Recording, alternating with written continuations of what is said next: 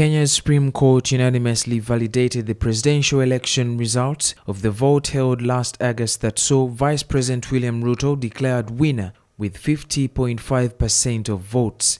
Chief Justice and President of the Supreme Court, Lady Justice Martha Koome, delivered the verdict Monday afternoon by dismissing many of the petitions that alleged fraud in the technology used in the electoral process, while recognizing what is called a serious malaise in governance of the Electoral Commission. However, the judge said the court concluded that the last-minute electoral rupture is insufficient to invalidate or annul the vote. Judges also found no credible evidence that there was any tampering with the uploading of Forms 34A to the public portal and no evidence of unexplained discrepancies between votes cast in various elective positions across the country and those cast in favor of the Vice President William Ruto.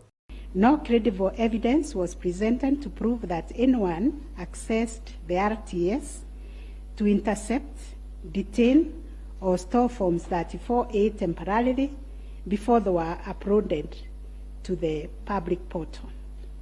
The allegation that 11,000 Forms 34A were affected by staging was similarly not proved.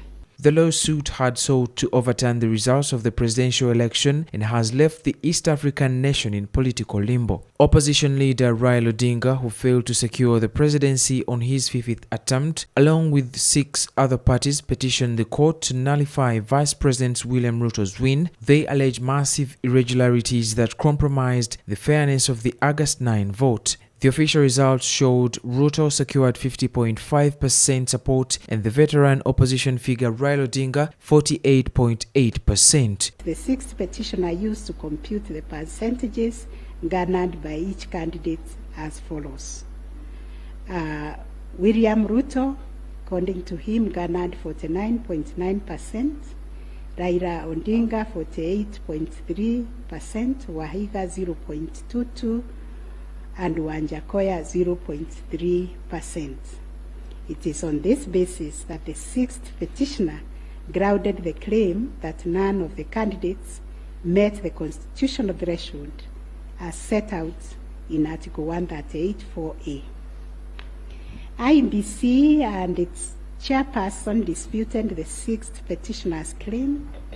They submitted that the declaration of results is based on the number of people identified as having voted on the KIMS kits and not the total persons on the voters register as arranged.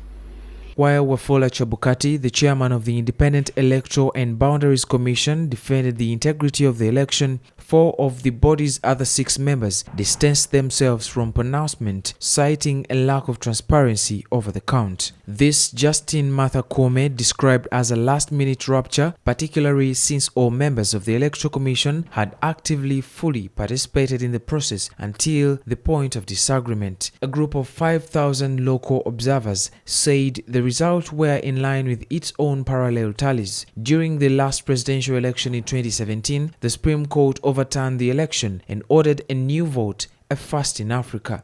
Elections in Kenya have repeatedly been sources of violence. The deadliest in 2007 left more than 1,100 people dead in politically motivated clashes and displaced hundreds of thousands. Although the current electoral process has been largely peaceful, fears remain for any potential unrest. You know very well that the presidential candidates don't run through parliament. They run outside parliament. We have fought a war. The Supreme Court has decided. And what we would like to do is we should live in harmony. We should be patient. Kenya is not running away from us. And I've come out as a Kenyan to live in the opposition, if that's what people wanted. I am not going to be running around waiting to be called on the table, just like what other people are doing. We also have to thank Honorable Ruto for having fought a war that we have seen. We shall give him the courage we have to, but whenever he goes wrong, we shall tell him. I want to say without a fear of contradiction that we do not agree with the decision of the Supreme Court. Like Al Gore, I will say we accept the decision, but we do not agree with it. We wanted a comprehensive audit of not only the technology that was applied by the Electoral Commission, but we wanted a proper audit. Although time was of the essence, but I think we had sufficient time to carry out a proper audit, including looking at the issue of the foreign intruders, the Venezuelans.